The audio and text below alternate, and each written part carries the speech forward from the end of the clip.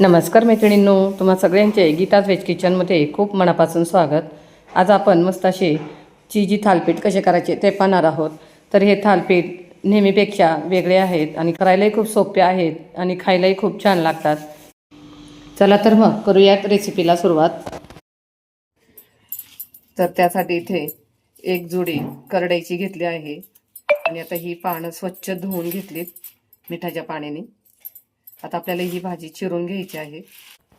तर इथे आपली भाजी छान अशी बारीक चिरून झालेली आहे. आता यामध्ये आपल्याला एक जोडी कोथिंबीरीची बारीक चिरून टाकायची. तर इथे मी एक जोडी छान अशी बारीक चिरून स्वच्छ धुवून घेतली, पूर्णपणे निथळून घ्यायची आहे.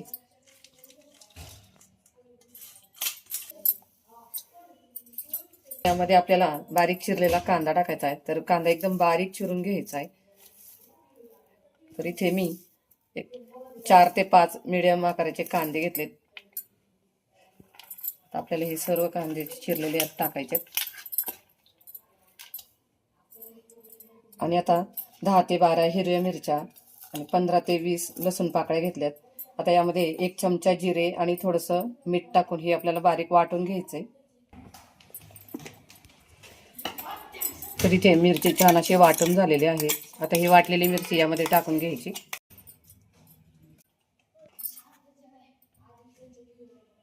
आता यातच 1 वाटी पोहे टाकायचे,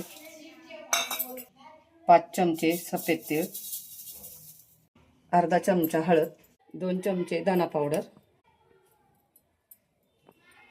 1 चमचा लाल तिखट, 1 चमचा बेडगी मिरची पावडर, 2 मोठे चमचे ओवा,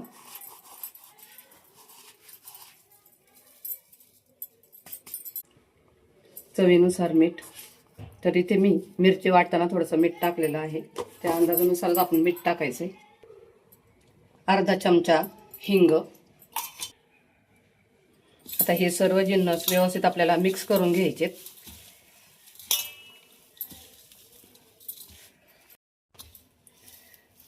अशा पद्धतीने आपल्याला हे सर्व मिश्रण व्यवस्थित असं मिक्स करून घ्यायचंय. आता हे सर्व व्यवस्थित मिक्स करून झालं की आपल्याला यामध्ये पीठ टाकून घ्यायचे. 2 वाटी ज्वारीचं पीठ, अर्धी वाटी बेसन पीठ, 1 वाटी गव्हाचं पीठ आणि आता ही सर्व पीठं ह्या तयार मिश्रणामध्ये व्यवस्थित मिक्स करून घ्यायची. आता पिठं मिक्स करून झाले की यामध्ये पाणी टाकून आपल्याला ह्याचं सैलसर पीठ मळून घ्यायचंय. तर अशा पद्धतीने सैलसर पीठ मळून घ्यायचंय, न जास्त घट्ट आणि न जास्त पातळ. अशा पद्धतीने आपल्याला हे थालपीठाचं पीठ मळून घ्यायचंय. आता हे पीठ मळून झालंय. आता याची थालपीठं करून घेऊयात. तर अशा पद्धतीने पोलपटावर एक सुती रुमाल ओला करून टाकायचा, घट्ट पिळून टाकायचा आणि आता याच्यावर थोडंसं पाणी टाकायचं आणि हा तयार पिठाचा थोडासा उंडा घेऊन छान असं आपल्याला हे थालपीठ थापून घ्यायचं आहे. हाताला थोडंसं पाणी लावून हे थालपीठ थापून घ्यायचं, म्हणजे हाताला चिटकत नाही. तर अशा पद्धतीने सर्व बाजूने व्यवस्थित थापून हे पातळ असं थापून घ्यायचं. थालपीठ पातळ थापल्यामुळे छान खरपूस होतात आणि ते हे थालपीठ छान असं थापून झालेलं आहे.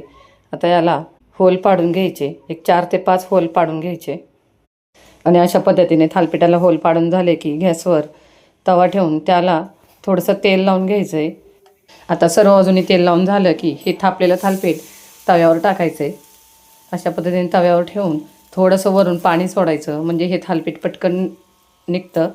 आणि आता याच्या कडेने थोडंसं तेल टाकायचं आहे आणि जिथे जिथे आपण होल केले त्यामध्येही थोडंसं तेल टाकायचं, म्हणजे मध्यभागातही थालपीठ छान असे खरपूस भाजले जातात. आता तेल सोडून झालं की यावर आपल्याला एक झाकण ठेवायचं आहे आणि एक 2 ते 3 मिनटं आपल्याला हे भाजून घ्यायचं आहे.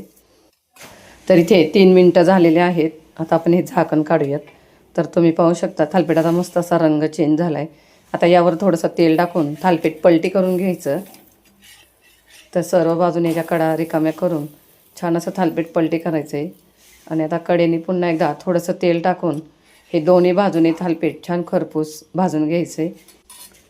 आता थालपीठ दोन्ही बाजूनी छान भाजून झालं की एका साईडने आपल्याला हे चीज खिसून टाकायचं आहे. जर तुम्हाला चीज आवडत नसेल तर तुम्ही चीज न टाकताच हे थालीपीठ सॉस किंवा शेजवान चटणीसोबत असेही खाऊ शकता, मस्त लागतात. तर अशा पद्धतीने सर्व चीज खिसून झालं की यावर 1 मिनिटासाठी पुन्हा यावर झाकण ठेवायचं आहे आणि 1 मिनिटानंतर हे झाकण काढून हे थालीपीठ खाण्यासाठी तयार आहे. तर मैत्रिणींनो, तुम्हाला ही आजची चीज थालीपीठ रेसिपी कशी वाटली कमेंट करून नक्कीच सांगा आणि व्हिडिओला लाईक शेअर नक्कीच करा. जर तुम्ही चॅनलवर नवीन असाल आणि अजूनही चॅनलला सबस्क्राईब केलं नसेल तर प्लीज चॅनलला नक्की सबस्क्राईब करा. चला तर मग पुन्हा भेटूया अशाच एका नवीन रेसिपीसोबत. धन्यवाद.